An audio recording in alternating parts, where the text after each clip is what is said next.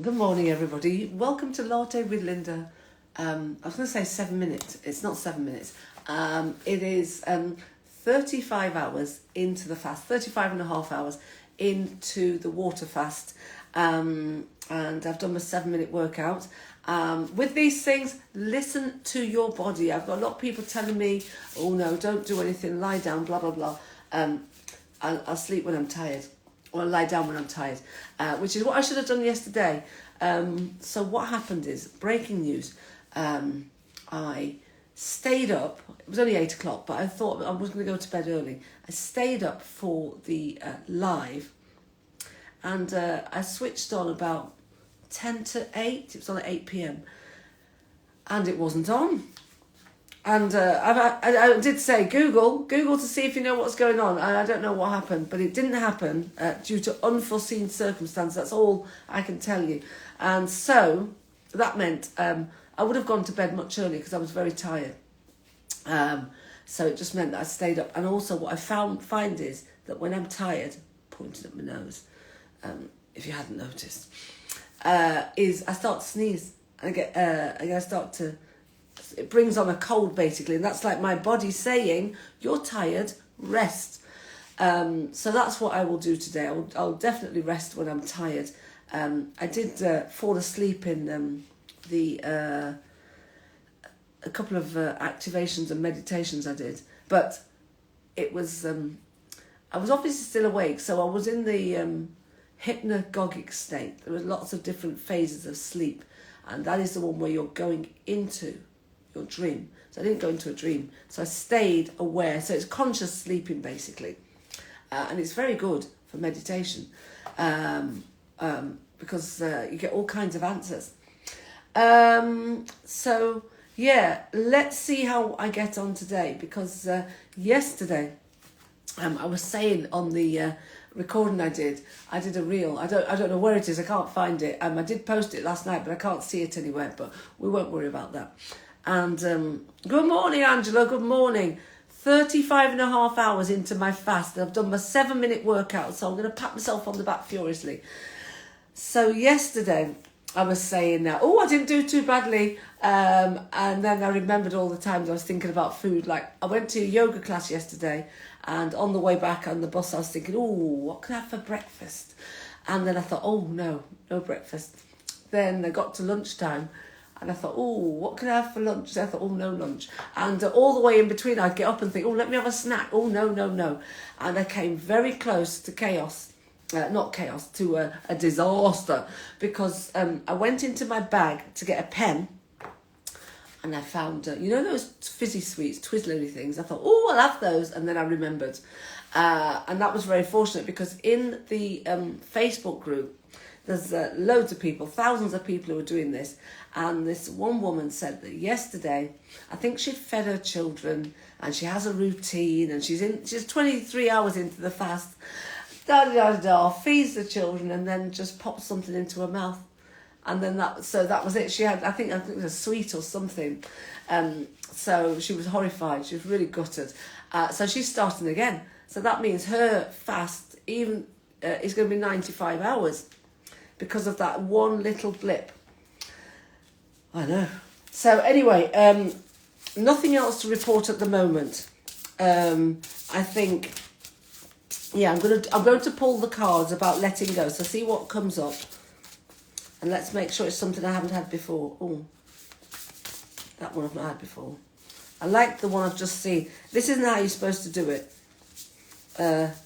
Could be here all week looking for this one. Dear. Here we are. So the purpose of letting go is the elimination of ego. So the ego is fearful and limited, and when it is surrendered, the inner self stands forth, and what was always more powerful is revealed. So this is really interesting, because yesterday Oprah popped up. She always pops up on my feed, and it was they were talking about. She was on Gail's program with Eckhart Tolle, and they were talking about his book, which she has recommended again on her book club, and it's the first time in 28 years that a book has appeared twice. And it's all about the ego and thoughts, and that you are not your thoughts. This is what Oprah was saying. You are not your thoughts. That is your ego. So if you take away those thoughts, then you can be free. This is the essence. And this is the same thing. The purpose of letting go is the elimination of ego, because it's ego that keeps you stuck, that feels all of those things: shame, anger, guilt, hurt, comparison, all of the things. That's what ego is doing. So if you can let go of that, that's a process. Then you're going to be free, and it's going to be great. The ego is fearful and limited, and when it is surrendered, the inner self stands forth, and what was always more powerful is revealed. So at the moment, what's standing in your way? It's you, and it's your ego. So we have to let go of that. Right. So, you know what I was thinking? Oh, I'll just go and get something to eat. I'll have some coffee. No, you can have coffee on this, but I don't think that, to me, it doesn't feel right to be drinking coffee or anything if you are going through a fast.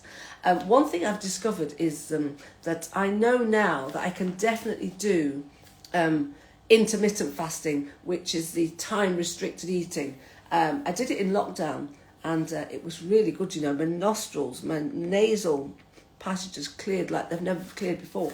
So this is what I'm hoping for this time round, is to really clear them. Because what you find is, and what you will notice when you eat, if you eat in intermittent ways, as in you have a window when you eat, rather than eating constantly from the minute you wake up to the minute you go to bed, then you will start to become aware of how you react to certain foods. And I was doing this before lockdown and then throughout lockdown.